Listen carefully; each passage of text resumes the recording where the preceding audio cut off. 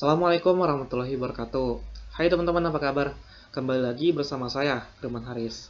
Nah, di video ini kita akan bahas mengenai peta Carnot. Kita akan melihat apa sih definisi dari peta Carnot itu, apa fungsinya, dan bagaimana aplikasinya dalam gerbang logika. So, check it out. Bismillahirrahmanirrahim. Oke, kita bahas definisi dari peta Carnot terlebih dahulu. Peta Carnot adalah sebuah metode untuk menyederhanakan sebuah persamaan gerbang logika dan mencari persamaan gerbang logika dari sebuah tabel kebenaran dengan cara pemetaan kotak-kotak. Oke, jadi di sini disebutkan ada dua. Nah, yang pertama, kita di sini akan menyederhanakan sebuah persamaan gerbang logika dengan menggunakan peta Carnot gitu. Jadi mungkin kalau di video sebelumnya teman-teman bisa melihat kita menyederhanakan persamaan gerbang logika itu menggunakan rumus di aljabar boolean. Namun kita juga bisa menyederhanakan dengan menggunakan peta Carnot ini. Dan selain itu, dengan menggunakan peta Carnot ini, kita bisa menentukan fungsi dari suatu tabel kebenaran. Jadi dengan cuma melihat tabel kebenarannya, kita bisa nentuin bagaimana sih fungsinya itu dengan menggunakan peta Carnot. Nah, peta Carnot ini kita lakuin dengan cara pemetaan kotak-kotak. Oke, teman-teman bisa melihat kotak-kotaknya itu kurang lebih seperti ini. Nah, dalam menentukan kotak-kotaknya ini, kita menggunakan persamaan, yaitu 2 pangkat n. Atau 2 n-nya ini sebagai variabel inputnya. Oke, di sini berarti teman-teman bisa melihat ada 2 variabel input A, B. Berarti 2 pangkat 2 kita peroleh 4 kotak. Terus di sini 3 variabel input berarti 2 pangkat 3, 8 kotak. Begini 4 berarti 2 pangkat 4, 16 kotak. Kurang lebih seperti itu. Oke, kita lihat contoh soalnya. Oke, X sama dengan A dikali B aksen ditambah A kali B ditambah A aksen B. Oke, teman-teman mungkin ingat kita sudah bahas ini di video sebelumnya. Kita menyederhanakannya dengan menggunakan rumus di aljabar boolean. Hasil akhir yang kita peroleh yaitu A tambah B. Oke, sekarang kita bandingin jika kita gunain peta Carnot. Oke, di sini karena dia punya 2 variabel input, berarti jumlah kotak yang kita gunain yaitu 2 pangkat 2, yaitu 4. Oke, kita gambar kotaknya.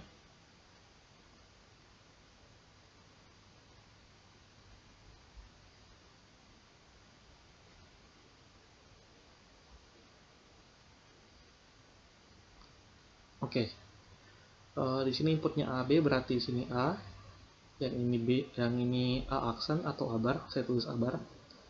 Ini B dan yang ini B bar, B aksen. Oke, tinggal kita isi. Ini A, B aksen, berarti di sini. Terus A kali B berarti yang ini, dan yang ini A aksen B, oke, berarti yang di sini. Nah, setelah itu yang kita lakukan ialah mengelompokkannya ini menjadi beberapa kelompok. Namun dalam kita melakukan pengelompokan ini ada beberapa hal yang harus kita perhatikan. Yaitu yang pertama, pengelompokannya ini dilakuin kalau nggak samping ke samping, atas ke bawah, atau nggak dalam satu kumpulan. Gitu. Nah, dan juga ketika kita mengelompokkan, kita nggak boleh pakai angka ganjil, kecuali 1 jika memang dia sendiri. Jadi itu 2, 4, dan seterusnya. Gitu. Oke, misalkan nih kita mau kelompokin. Nah, ini berarti kita bisa kelompokin seperti ini, samping, dan atas bawah seperti ini. Oke. Nah, setelah itu kita tinggal tulis hasil dari pengelompokan ini. Berarti ini X sama dengan Oke. Nah, di sini teman-teman bisa melihat di sini kita ada 2 kelompok. Samping dan yang atas bawah. Nah, bagaimana cara mengambil inti dari pengelompokannya? Teman-teman melihat, misalkan untuk kelompok yang samping ini. Input apa yang terdapat di semua kelompok ini gitu kan? Kan ini ada dua angka 1 untuk kelompok yang ke samping. Teman-teman melihat input apa yang terdapat di semuanya gitu. Berarti di sini B. Kenapa B? Karena B ada di samping sini dan di sebelah sini gitu. Kita nggak ngambil A karena A cuma ada di kelompok ini, nggak ada yang di sini. Terus kita satuin dengan penjumlahan. Nah, terus ini A untuk kelompok yang atas bawah. Berarti B tambah A. Teman-teman bisa melihat karena A ada di atas dan di bawah. Kenapa bukan B? Karena B cuma ada di sini tapi nggak ada di kelompok bawah gitu. Oke, berarti hasil akhirnya yaitu B tambah A sama ya A tambah B, B tambah A. Oke, jadi teman-teman mungkin bisa melihat ini cara yang lebih simpel jika kita bandingin dengan menggunakan rumus gitu di video sebelumnya. Cara yang lebih simpel jika kita ingin menghafal rumus-rumus yang mungkin sekian panjang itu, bisa solusinya kita bisa menggunakan peta Carnot ini. Oke, kita mungkin lanjut ke contoh soal berikutnya. Oke, X sama dengan A aksen, B aksen, C aksen, ditambah A, B aksen, C aksen, ditambah BC, tambah A aksen, B aksen, C, tambah A, B aksen, C. Oke, jadi kalau di video sebelumnya, hasil yang kita peroleh untuk ini yaitu B bar tambah C. Oke, kita C menggunakan peta Carnot. Karena di sini kita ada 3 input ya, A, B, dan C, berarti jumlah kotak-kotak yang kita butuhin yaitu 2 pangkat 3, yaitu ada 8 kotak. Oke, kita gambar kotak-kotaknya terlebih dahulu.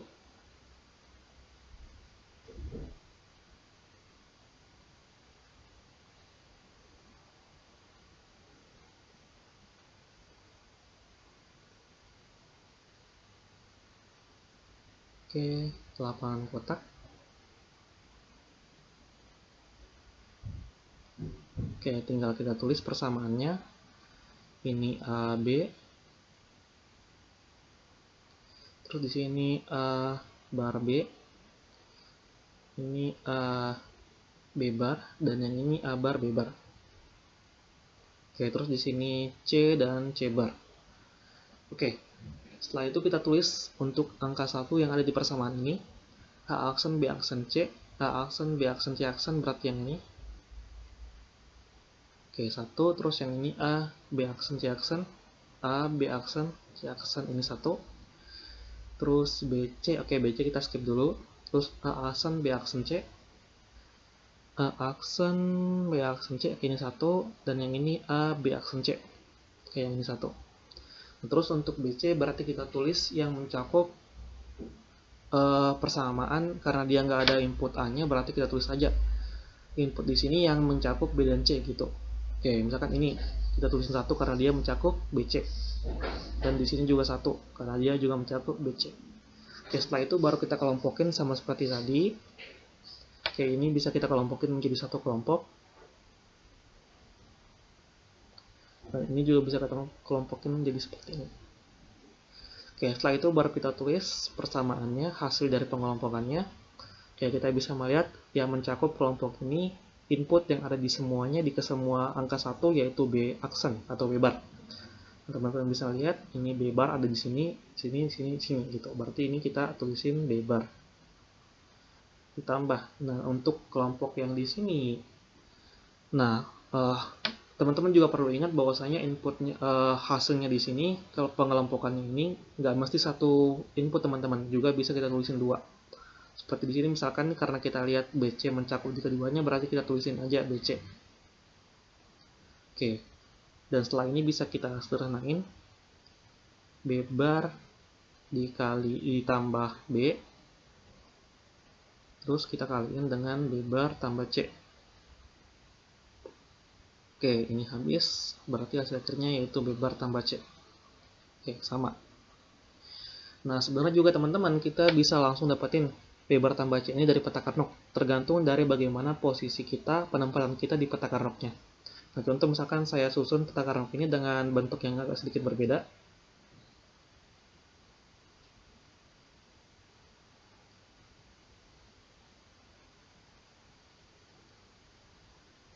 Oke.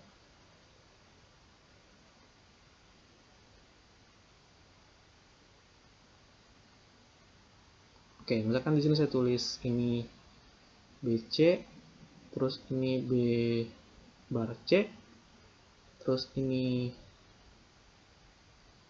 BC bar, dan yang ini B bar C bar. Oke, dan yang ini A, dan yang ini A aksen. Oke, kita tulis persamaannya, yang ini A aksen, B aksen, C aksen, ini 1. Terus A, B aksen, C aksen, A, B aksen, C aksen, 1. Terus BC, oke BC berarti sini kita tulisin angka 1 BC, berarti ini 1, 1. Terus yang ini A aksen, B aksen, C, A aksen, B aksen, C, oke ini 1. Dan yang ini A, B aksen C. Oke, ini 1. Nah, setelah itu teman-teman kita kelompokin. Oke, misalkan ini saya tukar posisi antara B aksen dan C aksen. Ini jadinya saya tukar posisi antara B C aksen dan B C bar dan B bar C bar.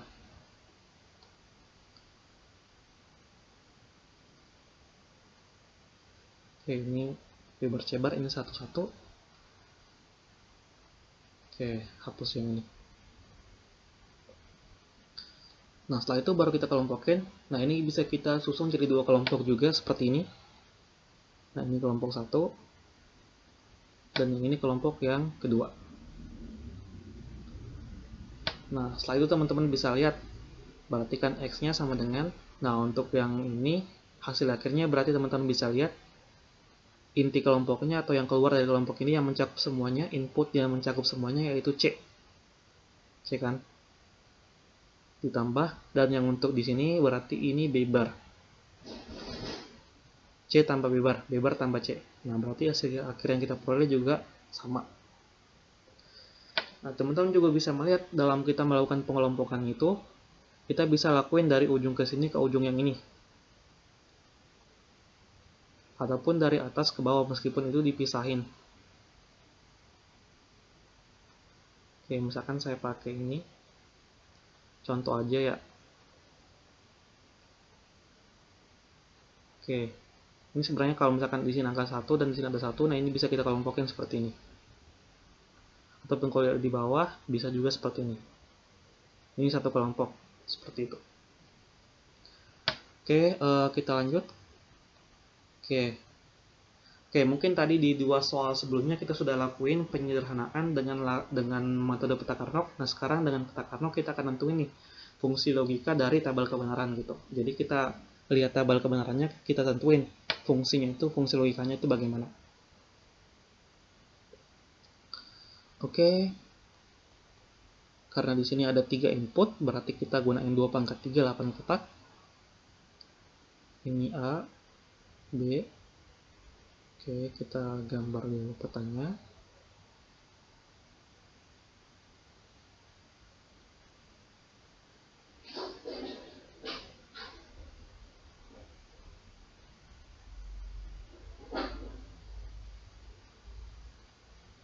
Ini C bar. Ini A bar B, dan yang ini A B bar. Yang ini A bar B bar. Oke. Isinya gimana? Teman-teman cuma perlu melihat di sini yang terdapat ada angka 1. Contoh misalkan X1 kan. Nah, berarti kita lihat nih fungsi yang sebelumnya itu gimana. 0, 0, 0. Oke, berarti ini maksudnya A bar B bar C bar. A bar B bar C bar kita isi 1 di sini. Oke, 1. Terus yang di bawahnya A bar B bar C. C-nya 1 berarti C biasa. A bar B bar C. Oke, ini kita isi 1 juga. Setelah itu yang ini. A bar karena dia 0, A bar B C bar. A bar B C bar. Oke, yang ini 1. Terus yang ini 0 berarti kita nggak usah isi. Terus yang ini A B bar C bar. A B bar C bar. Oke, yang ini 1. Ini nggak usah kita isi. Ini juga. Tinggal yang terakhir A B C bar. A B C bar. Oke, yang ini 1. Nah, setelahnya itu baru kita lakuin pengelompokan. Oke, ini bisa kita kelompokin jadi satu kelompok. Dan yang ini juga bisa jadi satu kelompok. Tinggal kita tulis fungsinya, X-nya itu sama dengan, kalau yang di bawah ini berarti yang mencakup semuanya itu yaitu C bar. Dan yang di atas ini, samping ini berarti ini C bar ditambah A bar B bar. Begitu caranya teman-teman. Oke, kita lihat juga, benar nggak sih kira-kira persamaan yang awalnya sepanjang ini, A aksen, B aksen, C aksen, tambah A, B aksen, C aksen, ditambah BC, ditambah A aksen, B aksen C, tambah A, B aksen C, itu sama aja kalau kita pakai rangkaian yang terdiri dari BC. Oke teman-teman, sebagai mungkin pembuktiannya ya kita bisa langsung rangkai ya di rangkaian. Oke, yang ini bisa kita kecilin dulu.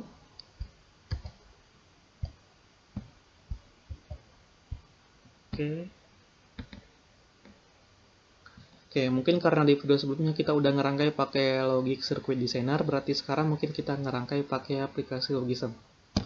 Biar lebih rapi, karena mencakup lebih banyak input atau variabel.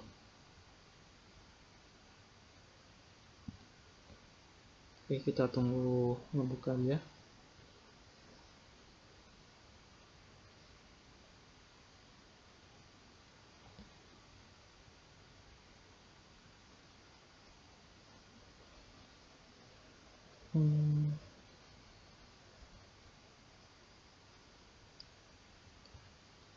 Logism. Oke. Oke. Yang pertama kita rangkai dulu rangkaian yang panjang ini. Berarti kita gunain 3 input. Kita di sini pilih wiring, terus pilih pin. Oke, masukin. Oke, kita edit dulu. Di state kita gunain no. Oke, tinggal kita copy.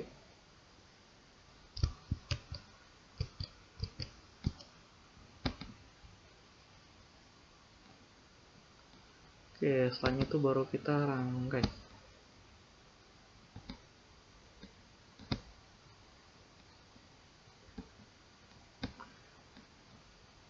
Oke, di sini kita gunain 3 gerbang ya teman-teman. Sama seperti apa di fungsinya, yaitu ada gerbang NOT, terus ada gerbang N perkalian dan gerbang OR penjumlahan. Oke, kita pilih yang gate. Kita masukin gerbang NOT gate. Terus gerbang, oke, kita masukin satu-satu gerbang NOT.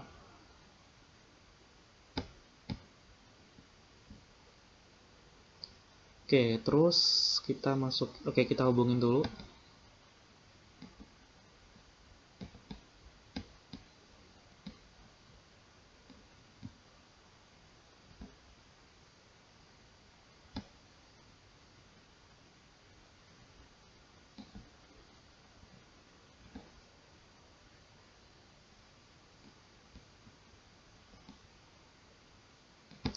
Nah, oke teman-teman, di sini kita sudah ada 6 input ya. Ini A. Oke, yang ini A aksen, A not, yang ini A, terus ini B, B not, yang ini B, terus ini C not, yang ini C gitu. Oke, tinggal kita masukin gerbang N perkaliannya.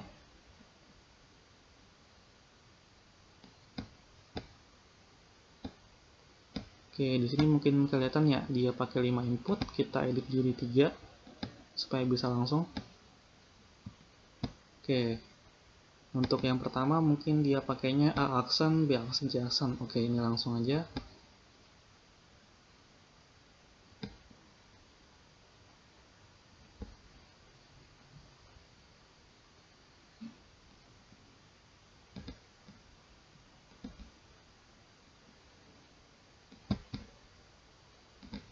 Oke, mungkin teman-teman supaya nggak makan waktu banyak, kita skip aja ya rangkaiannya, saya pause terus nanti saya lanjutin. Teman-teman bisa ngeliat hasil akhirnya itu gimana. Oke, nah teman-teman di sini sudah merangkai. Nah, yang di atas ini persamaan untuk yang ini A aksen, B aksen, C aksen, tambah A, B aksen, C aksen, dan seterusnya. Oke, yang ini A aksen, B aksen, C aksen, terus yang ini A, B aksen, C aksen, terus ini BC, yang ini A aksen, B aksen, C, terus yang ini A, B aksen, C. Kita jumlahin di gerbang OR, dan ini outputnya. Oke, kayak biru ini berarti nyala ya, dia nyala. Terus ini persamaan untuk B aksen tambah C. Yang ini B, yang ini C. Kayak yang ini A, ini B, ini C. Nah, teman-teman bisa melihat ketika kita sederhanakan, kita menghilangkan di situ. Kita hilangin input gerbang A-nya. Nah, tapi di sini kita bisa lihat nanti sama nggak kira-kira hasilnya gitu. Nah, kita coba play. Oke, ini tombol play-nya main, dan ini oke buat nyalain dan matiin. Oke. Nah, teman-teman bisa melihat ini nyala ya, dalam keadaan nyala. BC-nya nyala, BC-nya mati 00, ini 00, terus outputnya nyala gitu kan, berat nilai 1. Nah, coba kita lihat input A-nya kan. Nah, dia nggak ada perubahan. Di outputnya itu nggak ada perubahan gitu. Oke. Coba kita sama-sama pakai 10. Oke, 10 ya. B-nya 1 dan C-nya 0. Oke, sama-sama mati. Kita lihat nilai A-nya. Oke, nggak ada perubahan kalau kita nyalain dan matiin. Oke, terus kita pakai 01. Oke, B-nya 0, C-nya 1. Oke, sama-sama nyala. Terus kita cek nilai A-nya. Nggak ada perubahan ya. Oke, yang terakhir 11. Oke, sama-sama nyala.